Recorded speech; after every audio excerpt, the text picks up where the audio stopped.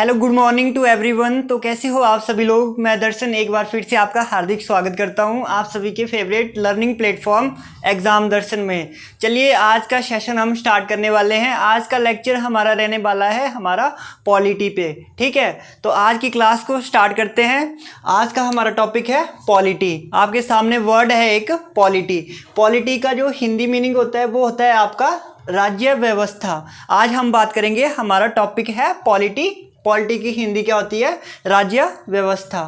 अगर मैं बात करूं, आपने आए दिन 3 वर्ड सुने होंगे। एक आपने सुना होगा पॉलिटी, दूसरा सुना होगा पॉलिटिकल साइंस और तीसरा सुना होगा आपने पॉलिटिक्स।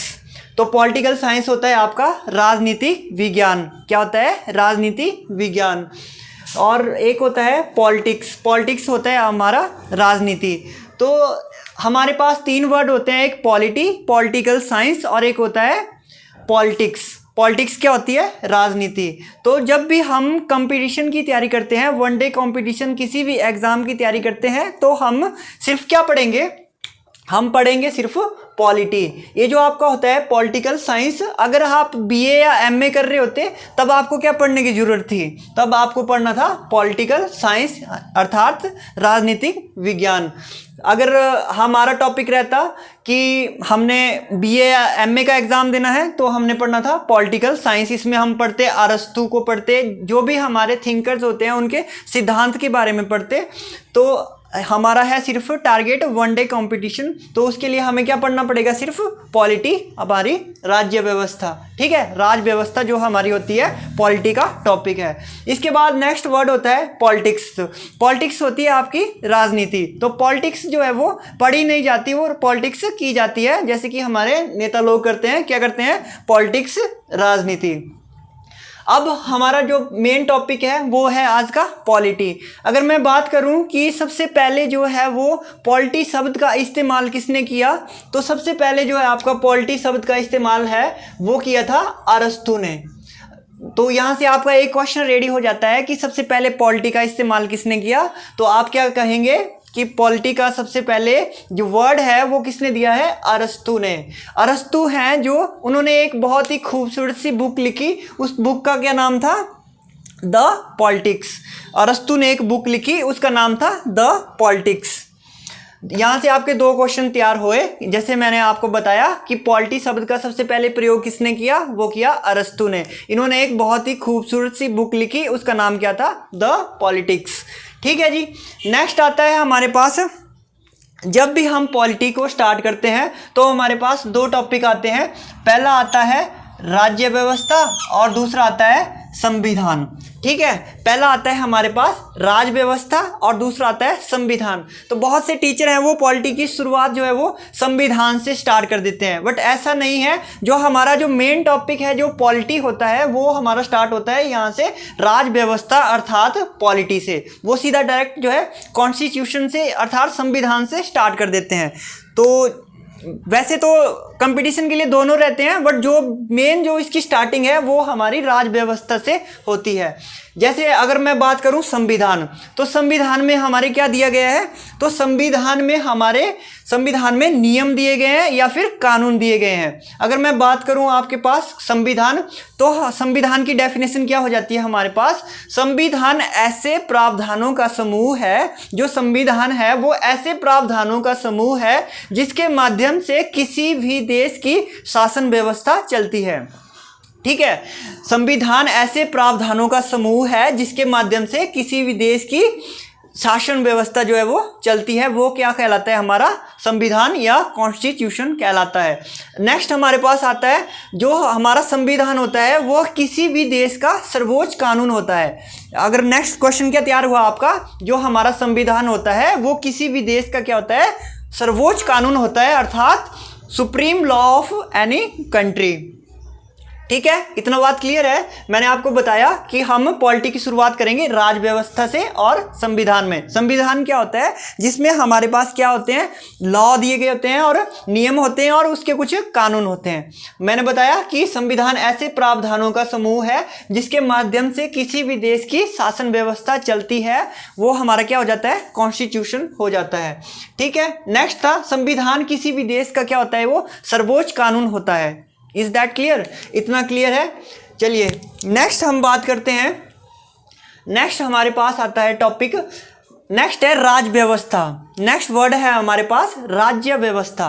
तो राज्य व्यवस्था है वो दो वर्ड से मिलकर बना है, एक है आपका राज्य और दूसरा है व्यवस्था। राज्य व्यवस्था, राज्य प्लस व्यवस्था क्या होता है हमारा? राज्य व्यवस्था। अगर मैं बात करूं जैसे कोई भी स्टूडेंट हो उसकी व्यवस्था कब होती है? व्यवस्था होती है उसका सिस्टम। तो किसी भी राज्य की व्यवस्था होना क्या कहलाएगा? राज्य व्यवस्था। हर राज्य के अनेक, मतलब हर राज्य के एक ना एक उद्देश्य होता है। क्या बोला मैंने? कि हर राज्य का कोई ना कोई उद्देश्य होता है और उन उद्देश्यों की व्यवस्था करना ही हमारा क्या कहलाता है? राज्य व्यवस्था अर्थात राज्य व्यवस्था। तो किसी भी राज्य के उद्देश्य होने के लिए हमारे पास क्या होना चाहिए? हमारे पास समानता लागू हो। देखो ये 4 कंडीशन होती है किसी भी राज्य के उद्देश्य के लिए। पहला, समानता लागू हो, किसी की राज्य में समानता लागू हो। नेक्स्ट है जी स्वतंत्रता।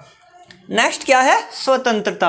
किसी भी राज्य में स्वतंत्रता भी होनी चाहिए। नेक्स्ट है न्याय। सभी राज्य में उद्देश्य, राज्य का उद्देश्य क्या होता है? कि सभी को न्याय मिले। थर्ड क्या है इसका? कानून व्यवस्था। लास्ट क्या है इसका? कानून व्यवस्था। मैंने बताया कि राज्यों की व्यवस्था ही हमारा क्या कहलाता है? राज्य की व्यवस्था। तो राज्य की व्यवस्था के लिए क्या होना चाहिए? उद्देश्य होने चाहिए। पहला था समानता, कि हर राज्य में समानता लागू हो। नेक्स्ट था स्वतंत्रता, कि सभी को समान समझा जाए। और नेक्स्ट था न्याय, किसी भी प्रकार का हर किसी को न्याय मिलना चाहिए। नेक्स्ट था कानून व्यवस्था। तो कानून व्यवस्था है, जैसे एग्जांपल है अभी आपका एचपी पुलिस की वैकेंसी थी, जैसे हिमाचल पुलिस की, तो वो कानून व्यवस्था क्यों बनाई जाती है? क्योंकि लॉ और ऑर्डर मेंटेन रहे। नेक्स्ट, कोई भी राज्य होता है तो उसमें ये सब चीज़ें जरूरी होती है, एक समानता, स्वतंत्रता, न्याय और कानून व्यवस्था। ठीक है, नेक्स्ट आता है आपके पास ये जो वर्ड है राज्य। तो ये जो राज्य शब्द है ये सबसे पहले किसने दिया? ठीक है जी, कि जो वर्ड है राज्य ये सबसे पहले किसने दिया? तो इसका जो आपसे पूछा जाए तो वो हो जाएगा मैकियावेली। तो राज्य शब्द का सबसे पहले प्रयोग किसने किया? मैकियावेली। अगर आपसे पूछा जाता है जो ये है मैकियावेली, ये कहाँ के रहने वाले थे? तो आपका राइट आंसर क्या हो जाएगा? ये आपके जो हैं वो ये हैं आपके इटली के रहने वाले हैं। ठीक है जी, राज्य व्यवस्था का मैंने बताया आपको, राज्य शब्द का प्रयोग सबसे पहले किया मैकियावेली ने। ये कहाँ के रहने वाले हैं? ये रहने वाले हैं आपके इटली के। इन्होंने भी एक खूबसूरत बुक लिखी, उसका नाम क्या था? उसका नाम था द प्रिंस। द प्रिंस नाम की बुक लिखी इन्होंने, उसमें राज्य शब्द का प्रयोग किया। तो पूछा जाता है कि सबसे पहले राज्य शब्द का प्रयोग किसने किया? मैकियावेली ने। कौन सी बुक लिखी? The Prince. एक इन्होंने और दूसरी बुक भी लिखी है जिसका नाम था डिस्कोर्सेस। तो मैकियावेली ने कितनी पुस्तकें लिखी? 2, एक द प्रिंस, दूसरी डिस्कोर्सेस। तो ये हो गई मैकियावेली की 2 पुस्तकें, और ये कहाँ के रहने वाले थे? इटली के। नेक्स्ट आता है जी हमारे पास ये जो वर्ड है राज्य। राज्य होने के लिए हमारे पास कितनी शर्तें या फिर कितने तत्व होने चाहिए? तो हम किसी भी चीज़ को कब राज्य बोलेंगे? जैसे हमारा भारत का देश था इंडिया, तो क्या ये 15 अगस्त 1947 से पहले राज्य था? नहीं, ये राज्य नहीं था, क्योंकि अभी मैं बात कर रहा हूँ ये राज्य नहीं था। ये राज्य कब बना? जब हमारे पास क्या हो गई? समानता, स्वतंत्रता, न्याय और कानून व्यवस्था। उस टाइम भी हमारे पास क्या थी? स्वतंत्रता थी? नहीं थी। कानून व्यवस्था थी? कानून व्यवस्था थी, बट वो ब्रिटिश सरकार की थी। तो ये उस टाइम राज्य नहीं था। जब हमारा देश आज़ाद हो गया उसी के बाद हमारा राज्य बनता है। तो यहाँ पर आपको बताई गई है कि राज्य होने के लिए हमारे पास 4 शर्तें या फिर 4 तत्व होना जरूरी है, तभी वो हमारा क्या कहलाएगा? एक राज्य कहलाएगा।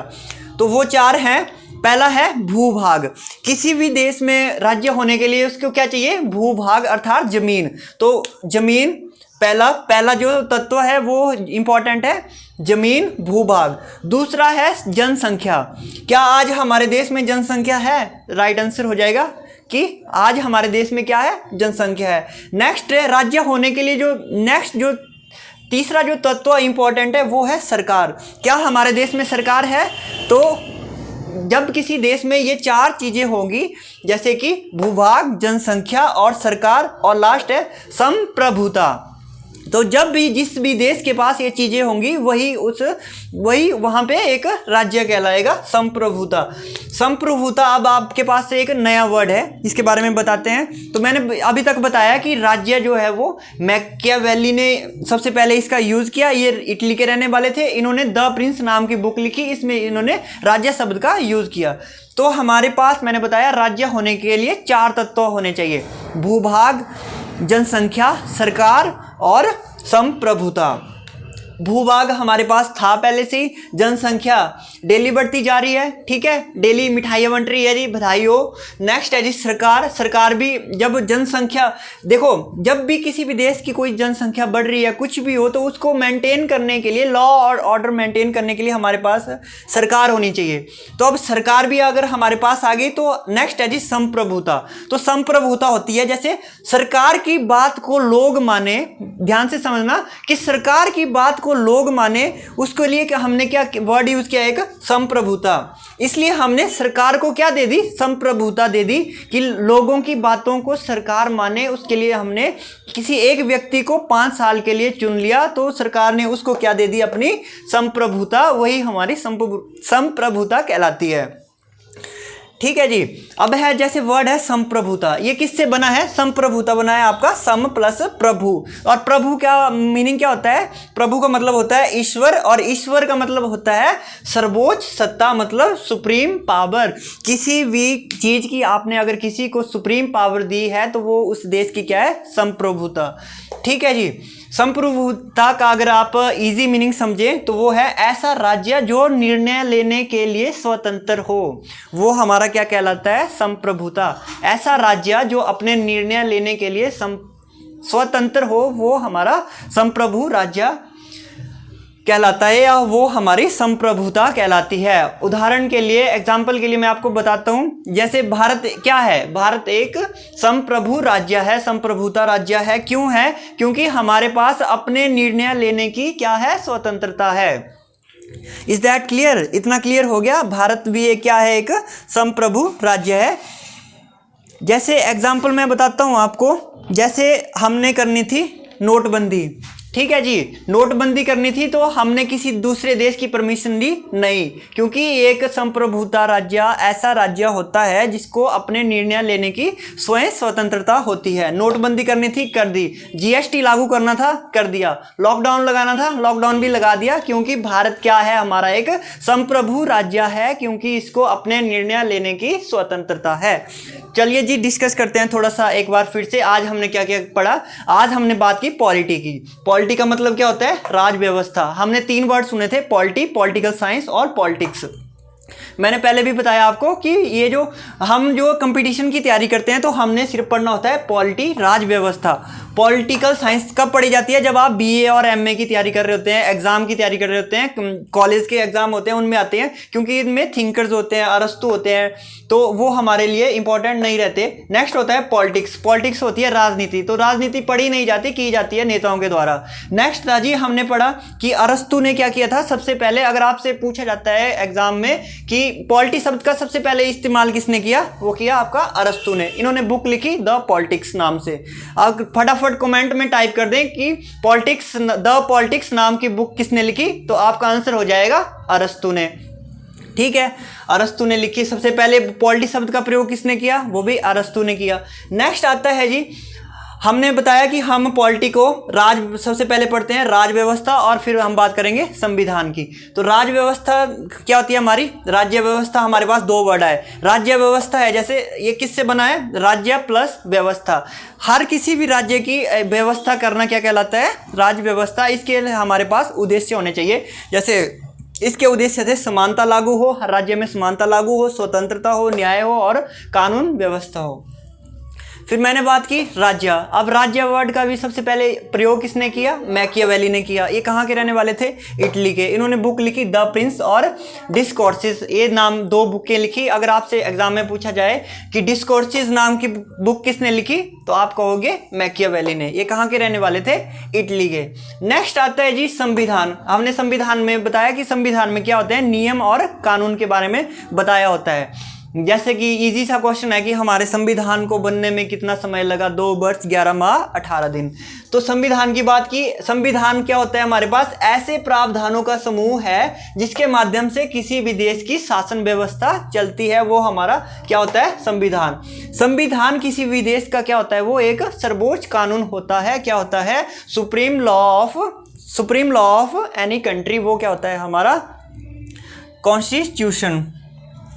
ठीक है, नेक्स्ट हमने बात की कि राज्य होने के लिए हमारे पास 4 प्रकार के तत्व होने चाहिए। जब हमारे पास 4 प्रकार के तत्व होंगे तभी वो राज्य कहलाएगा। पहला तत्व था भूभाग, जमीन होनी चाहिए, जनसंख्या, सरकार और संप्रभुता। संप्रभुता के बारे में मैंने बताया, संप्रभुता ऐसा राज्य जो निर्णय लेने में सक्षम हो, जो अपने खुद के निर्णय खुद ले सके, वो हमारा क्या होता है, संप्रभुता। ठीक है जी, तो इसी के साथ आज का सेशन यहीं पे एंड करते हैं। आशा करता हूँ आपको अच्छी लगी होगी आज की वीडियो। मिलते हैं नेक्स्ट वीडियो में, तब तक के लिए थैंक यू सो मच।